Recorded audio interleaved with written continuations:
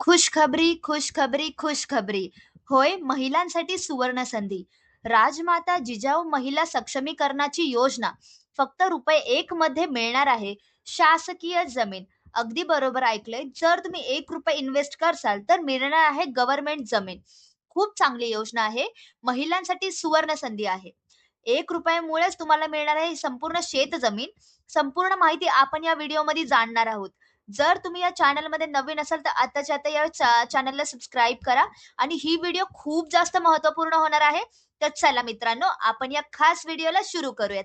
आणि होय, जर तुम्ही महाराष्ट्राचे रहिवासी असाल तर नक्कीच या व्हिडिओला लाईक करसाल आणि माझ्या चॅनलला सबस्क्राईब करसाल. तर चला आपण या खास व्हिडिओला सुरू करूयात. मित्रांनो, राजमाता जिजाऊ महिला सक्षमीकरण योजना. महिलांना मिळणार आहे शासकीय पडीत जमीन फक्त आणि फक्त ₹1 वार्षिक भाड्यात. चार चारा लागवड 3 वर्ष असणार आहे. बांबू लागवड 10 वर्षांसाठी असणार आहे. या योजनेसाठी आपण सविस्तर माहिती या व्हिडिओमध्ये जाणून घेणार आहोत. राजमाता जिजाऊ महिला सक्षमीकरण योजना अंतर्गत महिला बचत गटांना केवळ ₹1 शासकीय पडीत जमिनीत भाडेपट्ट्याने मिळणार आहे. पात्रता काय असणार आहे, अर्ज प्रक्रिया कशी असणार आहे, नियम आणि संपूर्ण माहिती आपण या व्हिडिओमध्ये जाणून घेणार आहोत. तर मित्रांनो, ग्रामीण भागातील महिलांना रोजगार, उत्पन्न आणि स्वावलंबनाच्या नवीन संधी उपलब्ध करून देण्यासाठी महाराष्ट्र शासनाने राजमाता जिजाऊ महिला सक्षमीकरण योजना सुरू करण्याचे ठरवले आहे. या योजनेद्वारे राज्यातील शासकीय पडीत जमिनी अत्यंत नाममात्र म्हणजेच फक्त ₹1 वार्षिक भाडे या दरात महिला बचत गट, ग्रामसंघ तसेच आत्महत्याग्रस्त शेतकऱ्यांच्या विधवा महिलांच्या बचत गटांना भाडेपट्ट्याने देण्यात येणार आहे. या भरतीसाठी राजमाता जिजाऊ महिला सक्षमीकरण योजना ही नक्की काय आहे ते जाणून घेऊयात. राजमाता जिजाऊ महिला सक्षमीकरण योजना ही महाराष्ट्र शासनाच्या महसूल व वन विभागाअंतर्गत राबवण्यात येणारी खूप महत्वाची योजना आहे. या योजनेत राज्यातील पडीत शासकीय जमिनीत महिलांच्या गटांना निश्चित कालावधीसाठी भाडेपट्ट्याने देण्यात येणार आहे. यामधील मुख्य उद्देश म्हणजे पडीत सरकारी जमिनीचा उत्पादक वापर करून महिलांच्या उत्पन्नात वाढ निर्माण करणे आहे आणि ग्रामीण अर्थव्यवस्थेला चालना देणे देखील आहे. मित्रांनो, योजनेचे मुख्य वैशिष्ट्य काय आहेत ते आपण खालील प्रमाणे जाणून घेऊयात. 1. शासकीय पडीत जमीन केवळ ₹1 वार्षिक भाड्याने देण्यात येणार आहे. महिला बचत गटांना प्राधान्य देण्यात येणार आहे. 3. आत्महत्याग्रस्त शेतकऱ्यांच्या विधवा महिलांच्या गटांना विशेष संधी देखील दिली जाणार आहे. 4. ग्रामसंघांनाही लाभ मिळणार आहे. 5. चारा, बांबू, नर्सरी आणि अपारंपरिक ऊर्जा स्त्रोतांसाठी लागणाऱ्या कच्च्या मालाच्या लागवडीला देखील परवानगी देण्यात येणार आहे. 6. जमीन मालकी शासनाकडेच राहणार आहे आणि 7. उत्पादनावर संपूर्ण हक्क संबंधित गटाचाच राहणार आहे. ही आहे सर्वात महत्वाची वैशिष्ट्ये या योजनेसाठी. आता जाणून घेऊयात कोणत्या कामासाठी जमीन मिळणार आहे. या योजनेत मिळणारी जमीन कोणत्याही प्रकारच्या शेतीसाठी वापरता येणार नाहीये. अजिबात नाही, हे लक्षात ठेवा मित्रांनो. शासनाने निश्चित केलेल्या काही विशिष्ट कामांसाठीच ती यूज करता येणार आहे.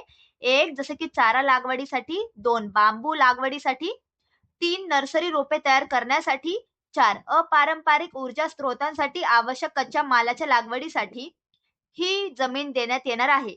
याशिवाय इतर कोणत्याही कारणांसाठी जमीन वापरल्यास भाडेपट्टा रद्द होऊ शकतो. लक्षात ठेवा माझ्या मैत्रिणींनो. किती कालावधीसाठी जमीन मिळेल? योजनेनुसार चारा लागवडीसाठी 3 वर्षांसाठी मिळणार आहे जमीन आणि बांबू लागवडीसाठी 10 वर्षांसाठी मिळणार आहे जमीन. भाडेपट्ट्याचे वेळोवेळी नूतनीकरण करण्यात येणार आहे. संबंधित गटाचे काम समाधानकारक असल्यास पुढील कालावधीसाठी मुदत देखील मिळू शकते. आता जाणून घेऊयात किती जमीन मिळणार आहे या योजनेमध्ये. महिला गटांच्या नुसार जमीन देण्यात येणार आहे. गट आणि जमीन जाणून घेऊयात. 10 सदस्यांचा महिला बचत गट असेल, 1 हेक्टर जमीन येणार आहे. 20 सदस्यांची महिला संस्था असेल, 2 हेक्टर जमीन देण्यात येणार आहे आणि ग्रामसंघ म्हणजे जास्त ग्रुप असेल तर 5 हेक्टर जमीन देण्यात येणार आहे. यामुळे लहान तसेच मोठ्या महिला संस्थांना समान संधी उपलब्ध होणार आहे. या योजनेचा उद्देश आपण जाणून घेऊयात. मुख्य उद्देश काय आहे? राजमाता जिजाऊ महिला सक्षमीकरण योजना सुरू करण्यामागचे शासनाचे अनेक महत्वाचे उद्देश आहे. जसं की 1. ग्रामीण महिलांना कायमस्वरूपी रोजगार उपलब्ध करून देणे. 2. पडीत सरकारी जमिनींचा योग्य वापर करणे. 3. महिलांना आर्थिकदृष्ट्या सक्षम करणे. 4. पशुपालनासाठी स्थानिक स्तरावर चारा उपलब्ध करणे. 5. बांबू लागवडीद्वारे पर्यावरण संवर्धन करणे. 6. महिलांच्या बचत गटांना उद्योगाच्या संधी उपलब्ध करून देणे. आणि 7. सरकारी जमिनीवरील अतिक्रमण रोखणे. आता जाणून घेऊयात महिलांना कोणते फायदे मिळणार आहे या भरतीमध्ये, या योजनेमध्ये. या योजनेमुळे अनेक महिलांच्या जीवनात मोठा बदल देखील होऊ शकतो. जसं की स्वतःच्या गटामार्फत उत्पादनाचे साधन वाढते, पशुपालन व्यवस्थापनाला चालना देखील मिळते, चारा विक्रीतून अतिरिक्त उत्पादन देखील मिळू शकतं, बांबू उत्पादनातून दीर्घकालीन आर्थिक व्यवस्था किंवा फायदा देखील होऊ शकतो, नर्सरी व्यवसायांची संधी देखील उपलब्ध होऊ शकते, महिला बचत गटांची आर्थिक क्षमता वाढ होते, ग्रामीण भागात रोजगार निर्मिती देखील वाढते आणि स्वयंरोजगाराला प्रोत्साहन देखील देण्यात येतं. आता जाणून घेऊयात कोणाला प्राधान्य दिले जाणार आहे या भरतीमध्ये. शासनाने काही गटांना विशेष प्राधान्य दिले जात आहे. 1. आत्महत्याग्रस्त शेतकऱ्यांच्या विधवा महिलांचे बचत गट. 2. उमेद अभियानांतर्गत नोंदणीकृत महिलांना बचत गट. 3. ग्रामसंघ. 4. महिला बेरोजगार सरकारी संस्था. 5. पशुपालन किंवा शेतीचा अनुभव असलेले गट. आता जाणून घेऊयात पात्रता काय असणार आहे या भरतीसाठी, या योजनेसाठी. 1. बचत गट उमेद MSRLM अंतर्गत नोंदणीकृत असावा. 2. गटाची नोंदणी किमान 3 वर्ष जुनी असावी. 3. बँक खाते किमान 1 वर्ष सक्रिय असावे. 4. वार्षिक उलाढाल किमान 50,000पेक्षा जास्त असावी. 5. आवश्यक असल्यास संबंधित समितीकडून पात्रता तपासली जाणार आहे, त्याच्यामुळे ते लक्षात ठेवा. अर्ज कसा करायचा ते जाणून घेऊयात. सध्या या योजनेसाठी अर्ज प्रक्रिया संबंधित जिल्हा प्रशासन आणि तालुका स्तरावर राबवण्यात येणार आहे. शासन निर्णयानुसार संबंधित गावातील उपलब्ध शासकीय पडीत जमिनींची माहिती प्रसिद्ध करण्यात येणार आहे. त्यानंतर पात्र महिला बचत गट, ग्रामसंघ किंवा महिला सरकारी संस्थांकडून अर्ज मागवले जातील. अर्ज प्राप्त झाल्यानंतर तालुकास्तरीय समिती पात्र अर्जांची छाननी करून अंतिम निवड करेल. निवड झालेल्या गटासोबत संबंधित तहसीलदार आणि कार्यकारी यंत्रणा यांच्या मार्फत त्रिपक्षीय भाडे करार देखील करण्यात येणार आहे. आवश्यक कागदपत्रे जाणून घेऊयात कोणकोणती लागणार आहे. 1. महिला बचत गटाची नोंदणी प्रमाणपत्र. 2. उमेद MSRLM नोंदणी पुरावा असणं आवश्यक आहे. 3. बचत गटाच्या बँक खात्याचा तपशील. 4. सदस्यांची यादी. 5. वार्षिक उलाढाल प्रमाणपत्र. 6. ग्रामसंघ अथवा संस्थेचे प्रमाणपत्र. 7. आधार कार्ड. 8. Pan card. 9. ठरावाचा प्रत. आणि 10. इतर आवश्यक कागदपत्रे. स्थानिक प्रशासनाच्या सूचनेनुसार अजून काही लागेल असेल तर ते तुम्हाला कळवण्यात येईल. आता जाणून घेऊयात जमीन वापरासंबंधी महत्वाच्या अटी काय असणार आहे. 1. जमीन केवळ चारा, बांबू, नर्सरी किंवा अपारंपरिक ऊर्जा स्त्रोतासाठी आवश्यक कच्च्या मालाच्या लागवडीसाठीच यूज करण्यात येणार आहे. 2. कायमस्वरूपी पक्के बांधकाम तयार करता येणार नाहीये. 3. जमीन इतर कोणालाही भाड्याने देता येणार नाहीये. 4. जमीन गहाण ठेवता येणार अजिबातच नाहीये. 5. शासनाची गरज भासल्यास पूर्व सूचना देऊन जमीन परत देखील घेतली जाऊ शकते. 6. जमीन मालकी शासनाकडेच राहणार आहे. आणि 7. उत्पादनावर मात्र संबंधित बचत गटाचा पूर्ण अधिकार असणार आहे. आता जाणून घेऊयात निवड प्रक्रिया कशी असेल. 1. स्थानिक वर्तमानपत्रात सूचना प्रसिद्ध होईल. 2. पात्र गटांकडून अर्ज मागवले जातील. 3. तालुकास्तरीय समिती अर्जाची छाननी करेल. 4. गावातील पात्र अर्जदारांना प्राधान्य दिले जाणार आहे. 5. निवडीनंतर भाडे करार करण्यात येणार आहे. 6.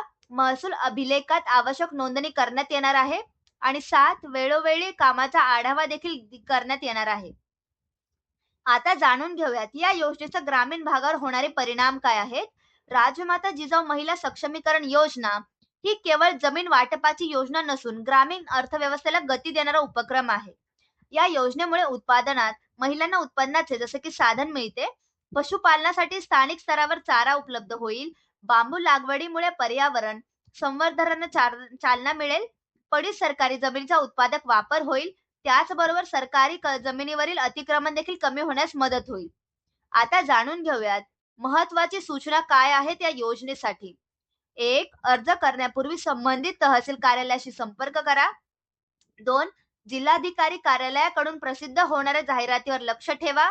3. सर्व कागदपत्रे अद्ययावत ठेवतील. 4. शासनाच्या अटी व नियमांचे पालन करणे अत्यंत आवश्यक आहे. मित्रांनो, ही होती सविस्तर माहिती या भरतीबद्दल, राजमाता जिजाऊ महिला सक्षमीकरण योजना 2026 बद्दल.